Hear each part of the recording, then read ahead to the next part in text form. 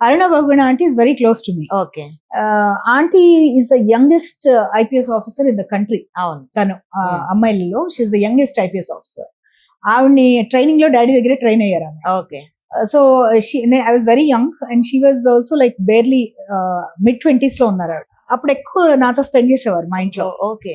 She is the one who's to అంటే నాకు comics కానీ ఇవన్నీ చేయటం, అన్ని ఇంగ్లీష్ బుక్స్ అన్ని అలవాటు చేయటం, ఇవన్నీ తను చాలా రోల్ ఉంది ఆంటీ ఇన్ఫ్లుయెన్స్ okay. ఆ ఏజ్ లో, ఆ Okay. Particular age.